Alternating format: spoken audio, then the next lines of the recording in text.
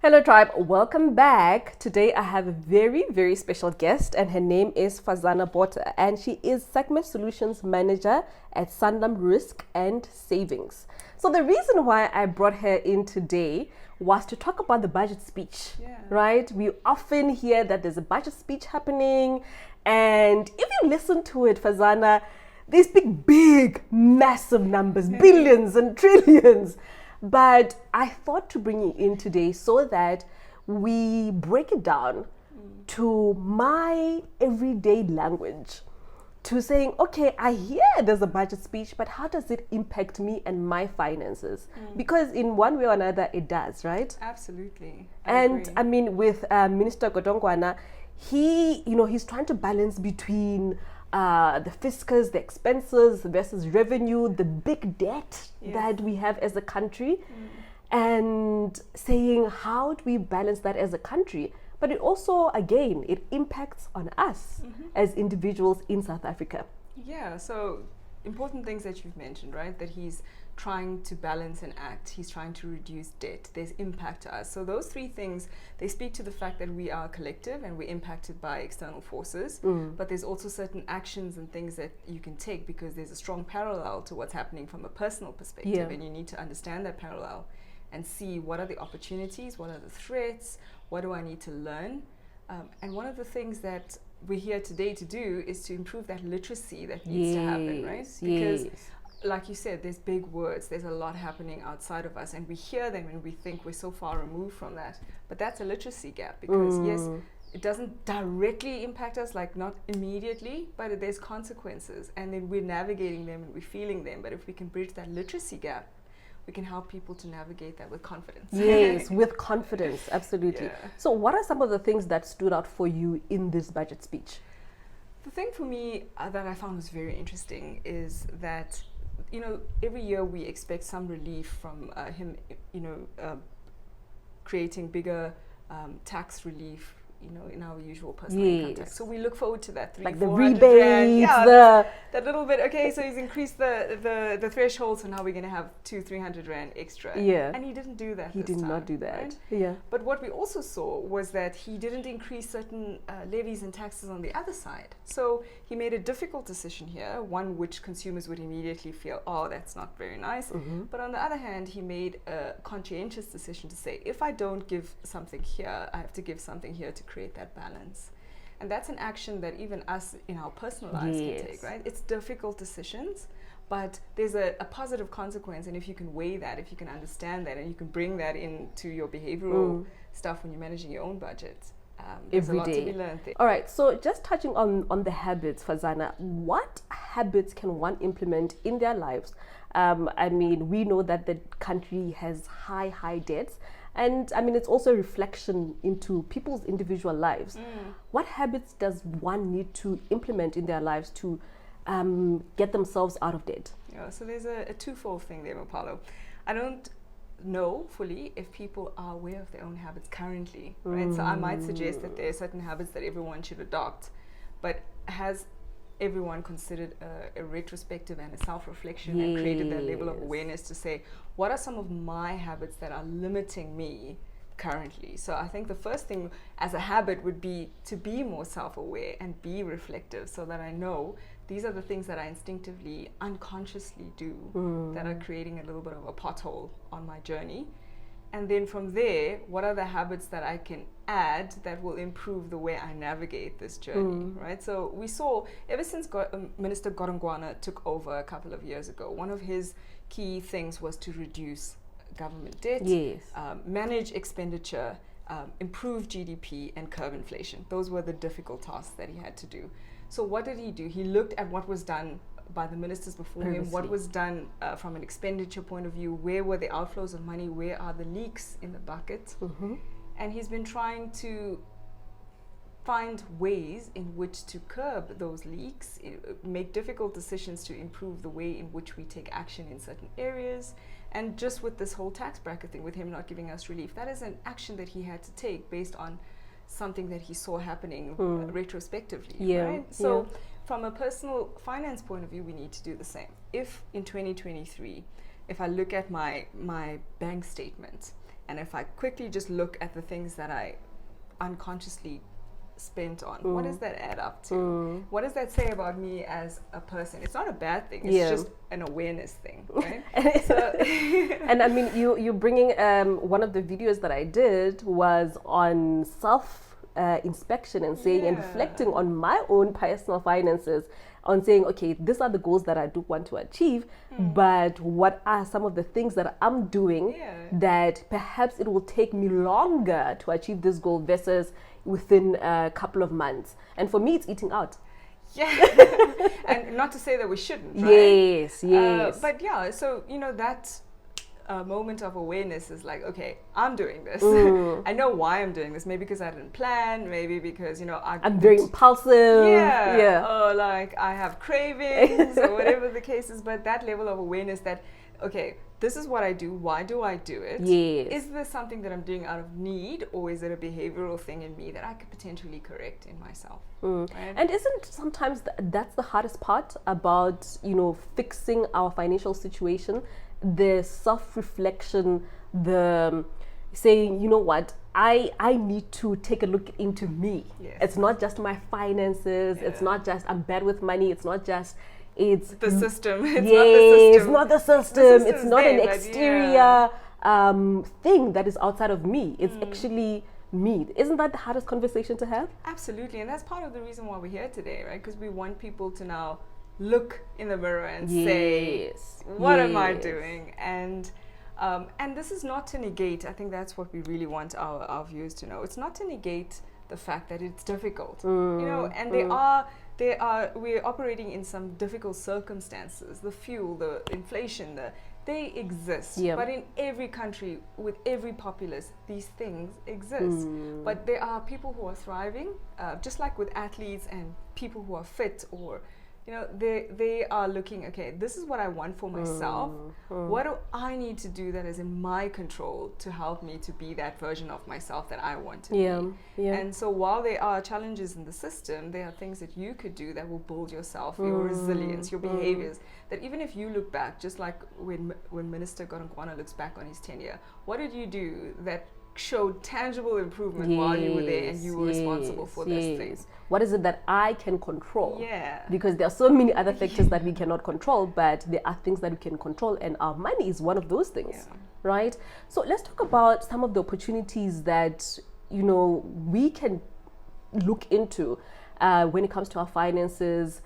Say, for example, contributions that you can make to retirement annuities, and how does that built into our bigger picture in terms of our financial life, taking into consideration, Farzana, that people who are watching are in their 20s, 30s. We do have 40-year-olds, but the large majority is between 20s and 30s.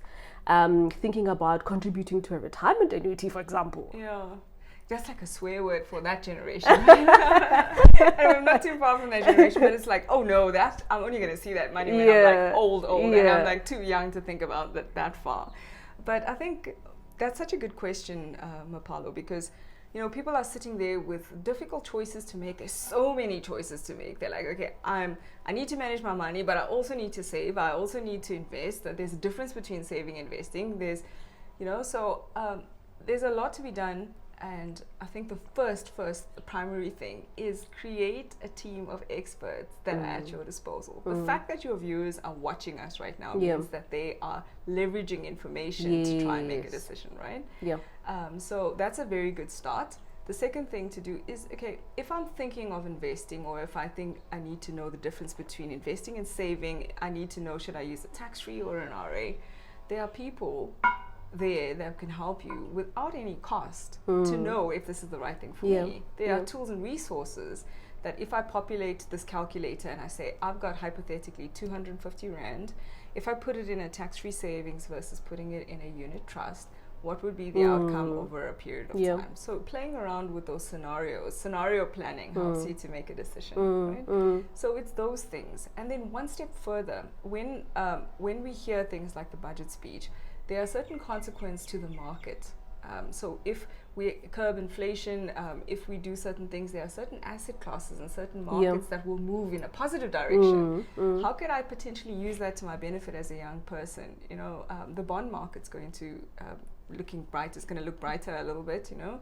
Equity markets have been doing relatively well. With high inflation, money markets, they've been surprisingly right? well performing. Yeah. I think it was just around COVID, money market accounts were Gold. doing, my goodness, Gold, my right? goodness, yeah. So there are always opportunities in threats. Yes, So, yes. but the thing is, we don't know what we don't know, and that's why I say create this panel of expertise, have conversations, ask a million questions, Google, and then synthesize multiple parts of information to help it make sense for you before you take action. Yeah. So I think that's what I want our young people to know. And the nice thing about that generation that you mentioned that's watching is that we are very much more self-directed.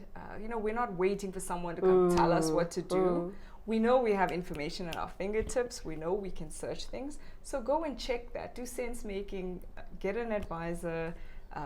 Get multiple quotes. Read the information, because it's not as simple as I'm investing. What is it costing me to invest? You know, what is my net return after fees? What is the tax implication on this investment versus that? What is the best possible outcome? Yeah. And there are people who can help you with that. I mean, you know, you mentioned something very important, and I find that a lot of people, specifically women, there's what you call analysis paralysis. That, okay, I saw this video, I consumed another one, then there was another one, then I read up, I got multiple codes, if you ever get to that point.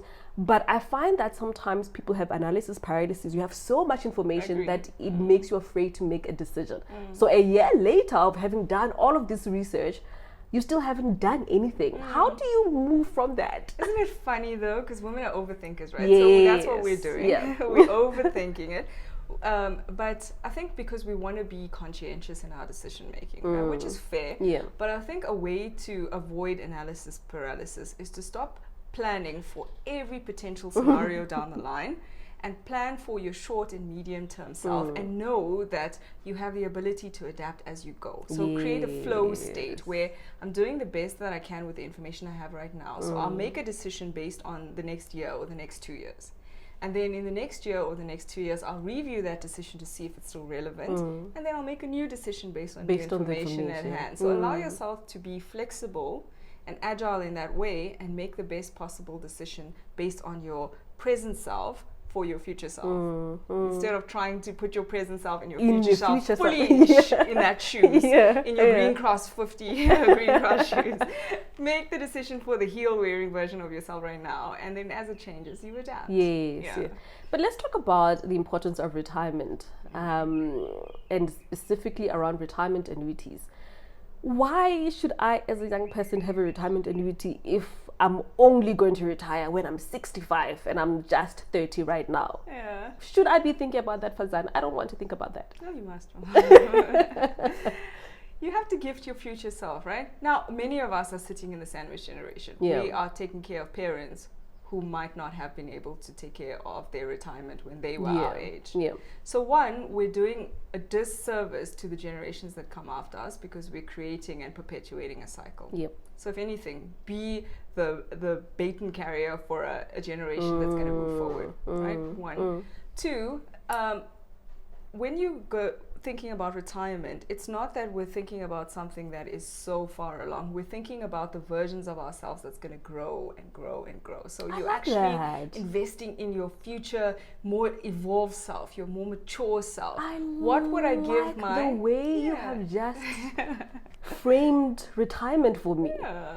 Because I'm ever evolving as a woman, and now like I'm gifting to myself. I'm investing in wow, I love that explanation so much. Thank you. And also the idea of retirement. You know, we did this whole conversation and campaign where you need to reframe retirement. It's not a wind down. Yes. It is a pivot, right? So when I'm 55 or 60, I am the most educated, most wise, most efficient version of myself, right? So don't I want all the resources at my disposal to see what that version of myself can do? And so I'm actually preparing myself to pivot into my next life stage as the most efficient version of myself. When I was 20, I could eat a Snickers bar and drink a Coke and I'm full. Now I'm in my 30s, now I want to eat a fine steak and I want to have a nice glass of whiskey. When I'm 50, I want to be able to travel all around the world. I want to weigh in as a thought leader because of everything I've learned. I want to use my expertise to empower people. How can I fund that version of myself? And that is how you should see your retirement. Not that I'm going to sit down, I need to be able to pay my bills and then just pass my years. No, there's a version of yourself that's going to need you. So invest in that. Ooh. Yeah. You know what? Welcome to the TED Talk. That's it. Thank you. I love that. You know, for me, there's something that is so important in definitions, because it can completely change how you see something, perspective. And you've just given me a completely different perspective because because of my work and I've seen the numbers, it makes sense in that way. But when you make it so tangible for me and the life that I want to live, I want a retirement annuity today. Exactly. Especially for people who are entrepreneurs, right? And our generation, there's so many people who are doing these things to create multiple streams of income. All the more reason why you want to make sure that that income is secure somehow when you're older. You don't want to work the same number of hours. No ways. But you want the same income, if not more. Right? I want to maintain my lifestyle. Exactly. Oh, wow. So what are the benefits of having a retirement annuity? Tax deduction. 1, 2, I'm going to get an income. So there's 2 benefits, right? So right now, I'm allowing this system to work for me. So if I put 200 Rand in a retirement annuity, part of that is going to be rebated to me in my taxes. That so is my amazing. net income is improved currently. So it improves your net income and it secures your future income. So there's twofold benefits. That is incredible. That is incredible. So let's talk about the two-pot system. What is the two-pot system? How does it impact me as someone who is not in the industry? Should I be worried? Should I be excited? Should I tread carefully with the two-pot system coming in on the 1st of September? I think there's going to be a lot more choice. So currently, or as it stands right now, retirement annuities are only accessible either through disability or at the age of 55. At retirement, right? So as a result, it created that negative connotation to I'm only going to see my money one day and my present needs outweigh my future self. So, it's not attractive. And then people have this, as we've seen, South Africans are heavily indebted. So, so our leaders, our government leaders have thought, okay, what are some of the ways in which we could create opportunities for people to make an informed decision to say, I have this money, could I use some of it to maybe relieve some financial pressure if there's an emergency or if a really pressing, difficult situation? So that's why they've created this two-part system where they're allowing some access, limited access to your retirement funding if you have a really pressing need that you would like to so does the pressing need, do I have to prove that it's a pressing need, and how does someone evaluate that? I mean, it's a pressing need. Exactly like Minister Godongwana had evaluated some of his choices, right? If I take this road, how does it impact my present state and my future state? Now, if I have an emergency, what is the scale of this emergency, right? Do I have any cash in the bank? Do I have a credit card? Do I have something that can manage this emergency in a way where I could pay it off in the short term and not disadvantage myself in the long term? Whereas if I have something really, really pressing, there's an illness that I didn't plan for and I don't have sufficient cover. There's a completely life-changing event that I didn't expect and I just don't have enough money. Could I potentially get it out of my RA? There's that decision making. So there's a lot of paradoxes and consequence of choice that need to be weighed. Think also it really speaks to what you said earlier about the fact that this is a literacy thing. And being able to make that decision is a literacy thing. Do I really need this? This is an emergency that I absolutely did not see coming, or I just want to take a trip to Cape Town. Oh no. Because there's also that, isn't it? And I mean, we have to be frank about it, that someone could be sitting and say, oh, now I have access to my pension fund or my retirement annuity. I want to access that. So it has to be well thought out. It's not something that to be taken lightly just because you have this opportunity. I agree. So as I said in one of our previous questions, you want to create scenario planning. Right? So like you said, someone might be thinking, okay, I've got this really unplanned expense versus, I've never been on a holiday, I suddenly have this money. But then even if you're about to make that decision, just do a quick scenario plan. Okay, do a scenario plan. Now, for every good thing, there is some consequence. Yes. And for every bad thing is an There is a opportunity, right? yeah. So now he's giving you access to this money where you're getting a tax deduction on it now, and if you don't take it now, you're going to, you know, get this tax break in the future, 500,000 rand tax free when you retire, and then the other amount is taxed at a slightly lower rate. But if you take it right now, you're going to pay a lot more tax than you would have planned. So you're thinking I'm getting 10,000, I'm actually only getting 6,000. I'm losing 4,000 because of a choice I'm making right now. I'm basically sinking almost half of my money because I'm making a choice right now. So creating that consequence helps you to think about, okay, is this worth it, or should I maybe find another way? So they have built in that consequence, and that's why we need our listeners and people to say, okay, yes, it sounds lovely, but and then get help or speak to a financial advisor, speak to the company and say, what is the but? Let me decide, and then I'll come back to you.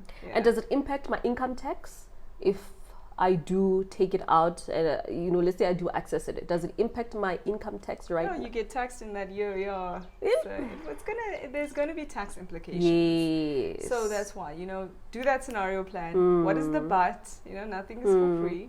What is and the I also want to sort of stress the fact that with every decision, there are tax consequences as well. Yes. It's not just, oh, you're getting it for free. It does not work like that. Yeah, it's the same as when if somebody donates something to you, or if they leave something to you in the estate.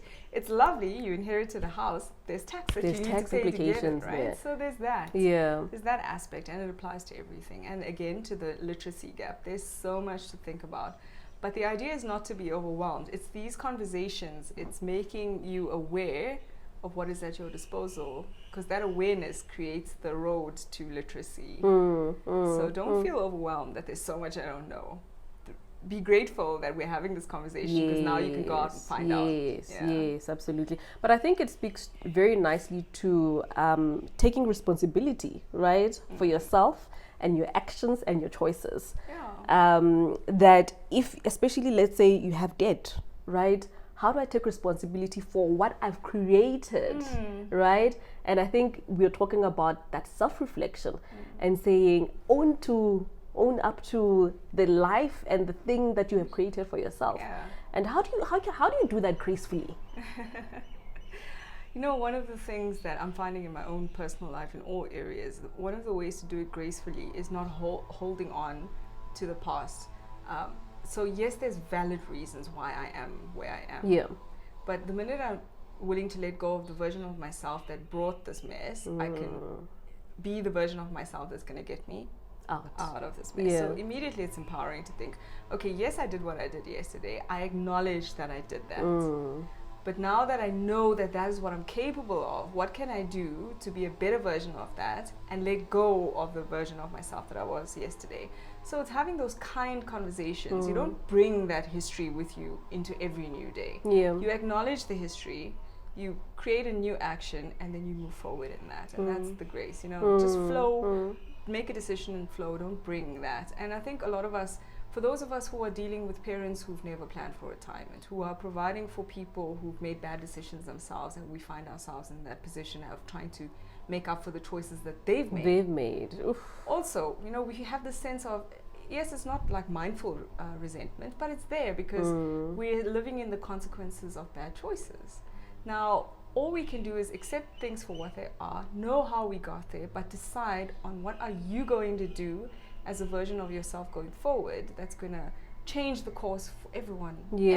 And that living for that purpose helps you to attack it with grace and have a sense of generosity towards that, because now I'm doing it for myself, I'm doing it for my children, I'm doing it for every generation ahead of me, I'm doing it for the people who are watching me, because I'm sharing a very authentic story of how, yes, I experienced what I experienced, but I'm going to change it. I'm going to be the game changer. Done. It ends with me. So. And I think you've brought it to such a practical way of thinking, because, you know, on social media, we always hear that I'm going to be the first millionaire in my family. I'm breaking generational curses. Sometimes not curses in that type of sense. Actions, it's the choices that have been made in your family. And for you to be the first one to say, you know what, I'm going to start saving for retirement so that I don't have to burden my kids.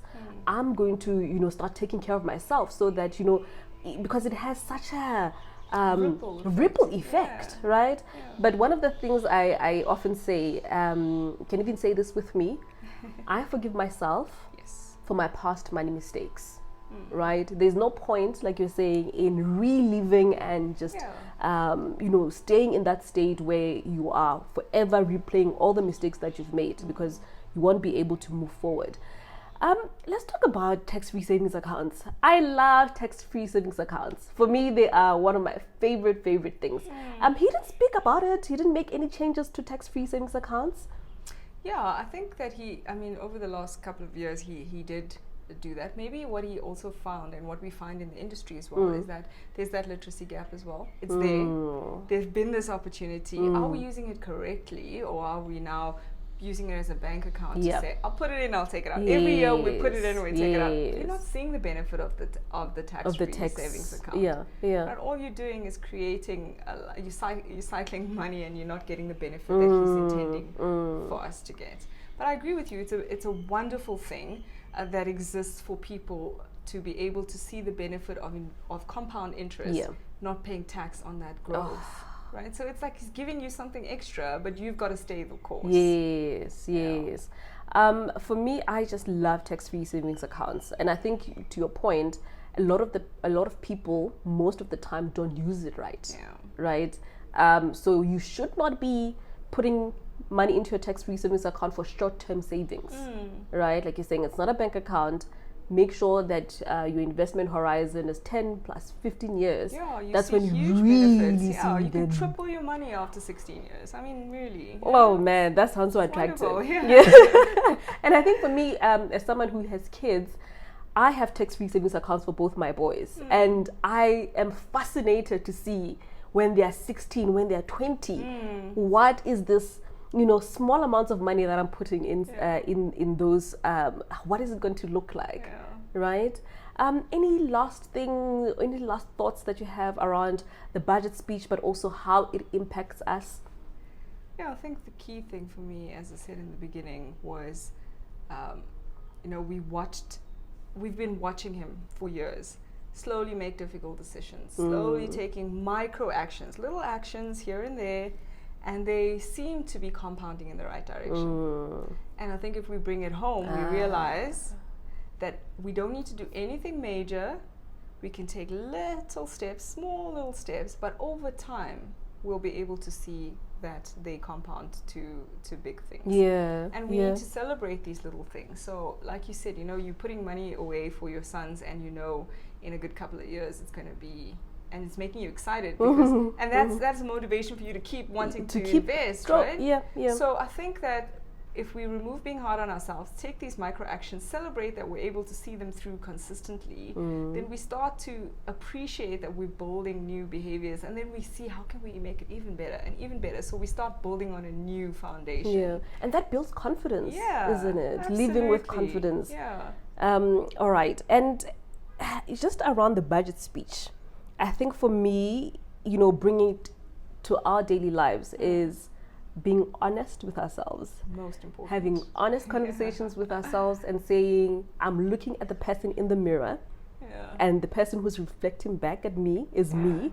And I need to be honest with myself, with my money conversations, with my money situation, and say, how do I start implementing all these small habits? I love what you said. Most of the time people get overwhelmed by what seems like a massive elephant in front of them. But you don't have to change everything all at the same time. It can bit by bit until you start seeing that, oh, you know what, I'm actually making a difference here, right? What are some of the examples you've seen where people have changed their financial lives around? Well, maybe I can speak from a personal perspective rather, just to bare my soul a little bit. But like, I come from a family that had extreme poverty, right? And one of the things that I find in hindsight, like, poverty creates a scarcity mindset, and the minute we get money, we try and spend it on things to make ourselves look or feel better in the moment. So if I think about it, I had some nice sneakers here and there, I had some nice clothing, but in hindsight, we still had a high level of poverty. So obviously every time we came into money, we would be like on credit buying these things and things like that. So when I finally became financially independent, I thought, okay, why did my parents do it this way? And there has to be a different way to do it. So even though I had a small income, I kept thinking to myself, okay, this is what it looked like there. What would I need to do to make it look a little bit different? So I didn't create any debt for myself. I tried to work within my means, and I started with like a very, very small salary and a very big family to feed. To take care of. So the idea was, okay, but this is all I have, so how can I make it work? And then I was slowly able to create surpluses and surpluses and surpluses. And then I'm the first to have an investment account. I'm the first to have, a formal education and training after school. I'm the first to have no debt. I have a car that I don't have to pay for. I have a bond that I don't need. But I've built that as a behavioral thing in myself through small actions based on what I saw happening in my family. There was a limiting belief and a limiting set of systems, without judgment though, because that's all they knew, right? So I knew that I wanted to know more. There had to be a different way, and so I think that if our listeners and our viewers can do something similar, look at your family, look at your trajectory, and then think, what is this little detour that I could make that's going to change everything? And it's highly possible, because as we sit here today, it's not that we're affluent, it's that we've created sets of behaviors that allow us to show a version of ourselves that our ancestors and our families are proud of, and that people can follow. So it's highly, highly possible. You don't need to come from means. You need to use your means to serve you in the best possible way. And that's it. Farzana, that was a whole TED Talk. Thank you so much for sharing that. Because you know what? People always gravitate towards people who they can relate to. Of course. And for me, that was such a massive highlight, because someone sees you sitting here today and they think, oh goodness. Yeah. You know, she come from money. She doesn't understand. Exactly. I'm from Pietermaritzburg, guys. A small little town. I mean, exactly. You know? Thank you so much for bringing that to our tribe members. That also for you, it is possible. I loved your story. Thank you so much. You're welcome. Thanks for having me. So for people who want more information on this, I'm going to leave a link below where you can go onto the Sanlam website. They have all the tools to start budgeting, as the minister wants you to budget, right? The country budgets, so must you budget as well, and other tools that will help you on your financial journey. Thank you so much, Farzana. It's been my pleasure.